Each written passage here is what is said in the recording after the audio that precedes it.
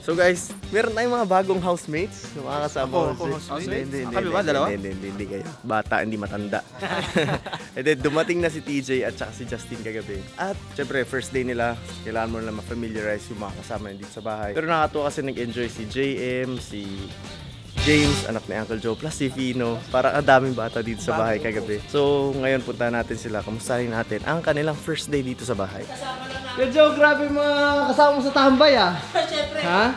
Pre, tambay mo na. Pakilala mo, Jay, mga kaibigan mong bago. Si TJ, tsaka Sino si TJ?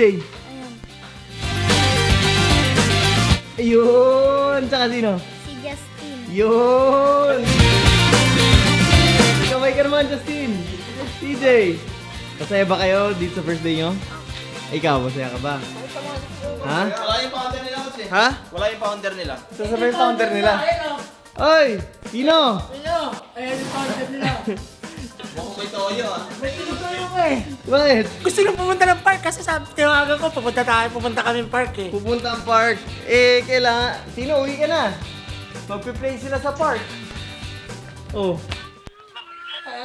Ayan. Ba't ka kasi sinama ng mama mo? Then, kasama na natin si Justin dito tsaka si TJ. Smile ka naman. Smile! Ayaw mag-smile na ito, Toper. Ha? Kagabi pang yan kinakausap ko, bagya na umimik. Gusto ko ako na minsan na nga lang magkaroon taga Batangas, ay pang kakausapin. Ikaw? Excited sa training? Let's go? Justin? O, tandem kayong dalawa ah. Pero parang may narinig ako nakaraan, parang gusto na ito mag one-on-one. Silang dalawa. Kagabi, di ang kapo din eh. Oh. Justin, nandito na eh. Oh. Nandito din si TJ. Oh. Sabi sa akin ni Justin, lalaban ako ng one-on-one na rin. Kakaldagan ko yan. Sabi sa akin, kayo, kalma eh. At ay dadating na mo, one-on-one din naman kayo. Pakakali ka. Tapos ari lumabas ka, lumabas sabi, ano, JM, one-on-one? Si JM. Oh. Lumabas ka, JM, ano, one-on-one? Sabi na rin, gapin na. Gapin na daw. Bukas na nga naman, gapin na hanap. Ay, sino magsasagot niya? Oh. Justin, sa TJ, kailangan ma-relax nyo dito sa bahay ah. Okay? Ma-enjoy nyo. Ensayo. Tsaka syempre kapag before tsaka after ensayo, gusto ko maging comfortable kayo, komportable. Okay? Pag meron kayong kailangan, sabihin nyo lang kay... Okay. Ha? Tawag nila coach. Dito. Oh, ito na ako mag-edit sila.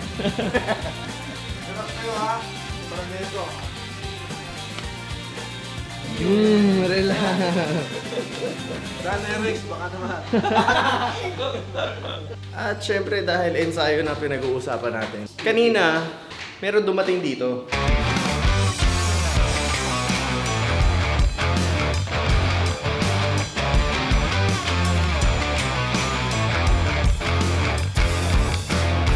So may nagsukat na magiging training area natin dito sa taas.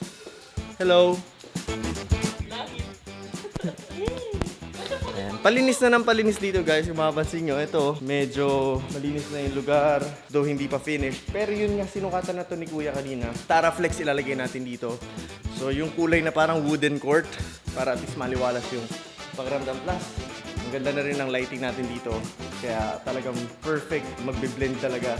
I believe yung Taraflex at saka yung ilaw na meron tayo. Para rin pag may mga videos tayo na ginawa, like tutorial videos, magiging syempre malinaw sa inyo yung mga detalye dahil syempre maliwanag yung lugar natin. So maraming mangyari dito na klase ng training, maraming mangyari dito na videos, and dito kami mostly mag-i-ensayo, most especially kapag ball handling tsaka footwork. So kanina, inayos na namin dito para at least dahil dumating na nga si TJ at si Justin.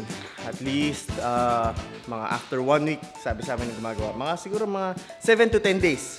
Ayan, matatapos na nila ito. So pag natapos na to, plus all of the equipment, mamimili tayo ng equipment para dun sa mga aalagaan natin ng mga estudyante at saka syempre sa mga papasok, na mga mag-e-enroll, dun sa mga magiging future scholars din natin. Dito natin sila mag-training. Plus, of course, pag naayos na to, yan, medyo konti na lang naman yung puro damit na lang yan. So, tatanggalin na natin yan. Tapos malalatag na natin to na maayos. So, perfect combination to guys. Itong third floor natin for training, skills, tapos pagdating dito, strength and conditioning. Siyempre, hindi para kila Justin yan kasi siyempre, mabibigat na yan.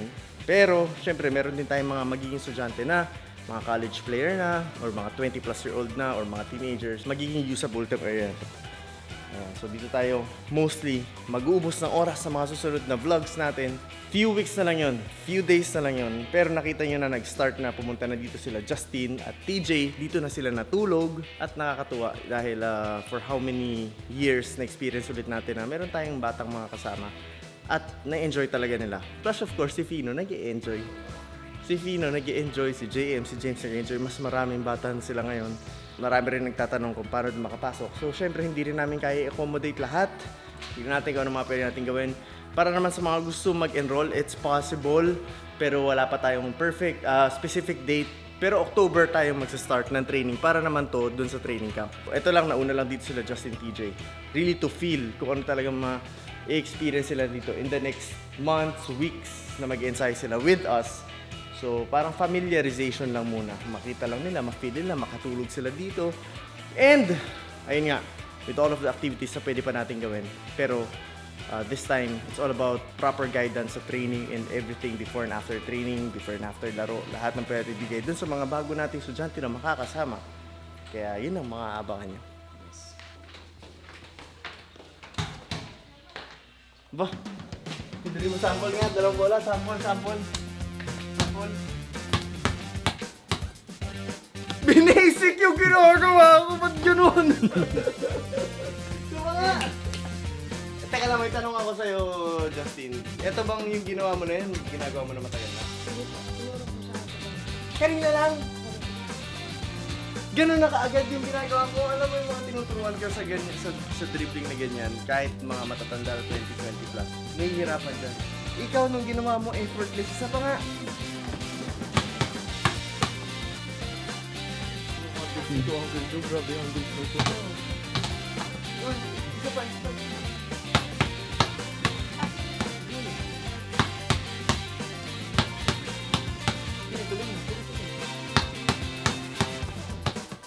Grabe ang handles nito ni ano. Pino, hindi nagpatalo. Competitive yan. Hindi papatalo yung... Siyempre hindi magpapatalo si TJ dyan. TJ. Mag-aaral natin lahat yan. Isa ka pa eh. Kayang-kaya mo eh. Pakong ba din eh. Game. Hindi. Iniisip mo lang yun. Alam nyo guys, itong drill na to, kahit gawin nyo sa bahay, mostly 8 out of 10 or 9 out of 10 nahihirapan dyan. Hindi ganun kadali dapat itsura nun, lalo na kung first time mo. Lalo na kung ganyan kakaliit, ganyan kaliit kamay mo, ganyan kaliit yung, syempre, dadaanan ng bola. Hindi normal na magawa mo siya ng ganyan kadali, effortless, sa unang araw mo at first time mo siya gawin. So, nakita natin na skill level na itong dalawang to pagdating talaga sa bolahan din. Mataas! Kaya kailangan mag-ensayo tayo palagi, okay? Focus tayo sa ensayo. Focus kayo sa improvement nyo. Pag nandito kayo, walang ibang inisip, mag-improve ako. At makikinig sa coach. Okay? Grabe ito. Ito. Baby boy. Siyempre, abring yan eh. Sa kape. Sige nga, yung tatlo. Okay na yan. Masyado na matagal. Ang galing yung tatlo Grabe guys, ako I'm very honored, I'm very blessed na binibigyan tayo ni Lord ng mga ganitong klaseng talent, ganitong mga klaseng bata na sobrang tataas ng potential. Yung ginawa nila na yun, it looks easy on camera, it looks easy pag ginagawa na nila. Pero guys, kahit gawin niyo yan sa bahay, or maybe kung kasi skill level nyo sila or mas magaling ka, magagawa mo siya. Pero hindi lahat, karamihan, hindi magagawa ng ganong kadali yun.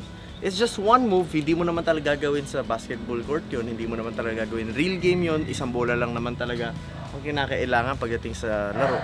Pero, it just shows kung anong klaseng level yung control na meron sila sa bola. Even JM, an 8-year-old boy, kaka-8 lang ni JM, tapos ganun na siya mag-dribble. I'm very, very excited kung ano kaya mangyayari after 2 years, no? After 3 years, no? Lalo na kung maging consistent, committed talaga sila ginagawa nila, no? And sa pagbalik natin sa pagtuturo, sobrang laking blessing nito for us as master ng basketball na kung how many years, 3-4 years simula nung pandemic, nakapagbigay tayo ng exposure, ng improvement through games, na hindi naman talaga tayo nakafocus sa ensayo. pero still, naibigay natin yung exposure, improvement, what more kung talagang tututukan natin yung ensayo talaga. Mas mabilis gagaling, mas mabilis mag-i-improve yung mga players. And yun yung challenge natin ngayon.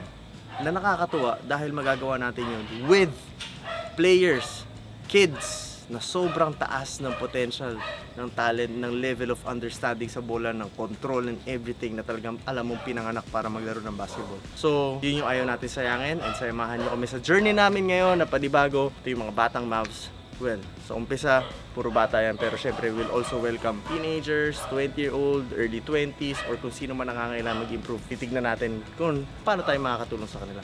But for now guys, yun lang muna. Pinakita lang natin syempre yung araw na pagdating ng dalawa and a little bit of ano bang kaya nilang gawin dun sa ginawa nila kanina. So guys, maraming salamat and yan ang abangan nyo. Kita tayo sa next vlog.